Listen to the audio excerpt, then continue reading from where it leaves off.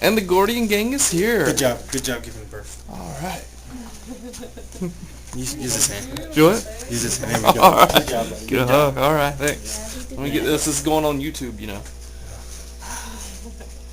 Good surprise, Taji. All right, thanks for showing up, guys. Let's see if he ends up with a malformed head, or because you drop him or anything, then we have proof. But it's going to be like a DVD. They're putting out DVDs that are doing the same thing over and over. I have a collection of movies that belong on MST. So you ready for that feeling again, Chrissy? Just bad, Oh yeah. awful movies like Who Slew Auntie Roo. When's your due date again? August 21st. August 21st. Don't ever play that movie in this house again. Yeah, it's about that time. I have a collection of stuff like that. Just awful movies. It was funny when we went down to the Disney World, MGM Studios. We went to this sci-fi diner that had Hanging out with the Gordian Group crowd. and it was like a drive-in theater, and they were playing the bad '60s sci-fi movies on the big theater. And they brought up one, and it was the one I had just saw at my friend's house. It was on the Mystery Science His eyes Theater. blue. It was the Teenagers for Outer Space. He's hungry. All right, it's Thursday, the 31st of May at about 4:30 in the morning. Everybody's been having a rough time for a while now.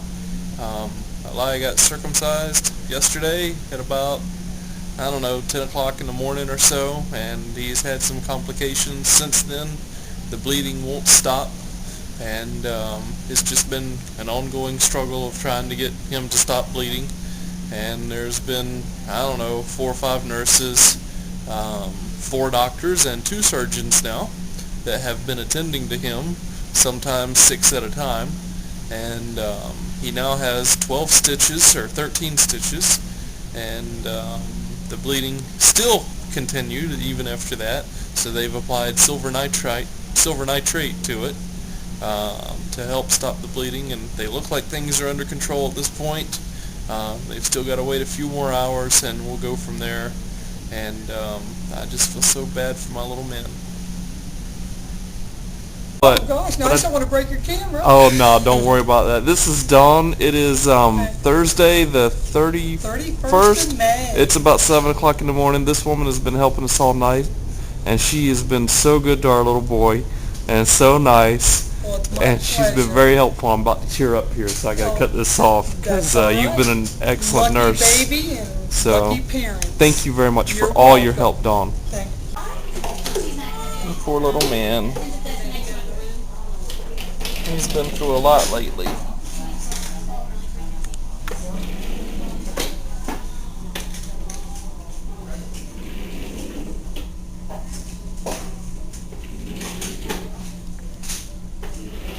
And that's a pretty version compared to the previous 24 hours. It's 2:30 in the afternoon on Thursday, May 31st. And we just got the call, some blood work has come back, and we just found out that Eliah has hemophilia.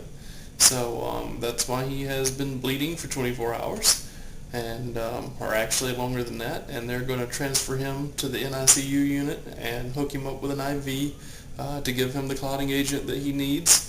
And that should stop the bleeding, and everything should be okay. But he will be, of course, a hemophiliac for life. So now we know.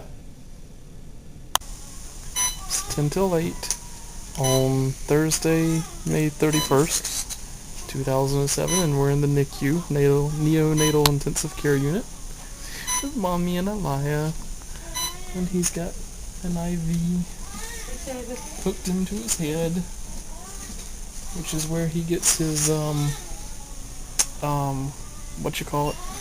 It's factor 8. Factor 8 for his hemophilia, which he's already had a dose, and it's supposed to be good for 12 hours and makes him just like you and me.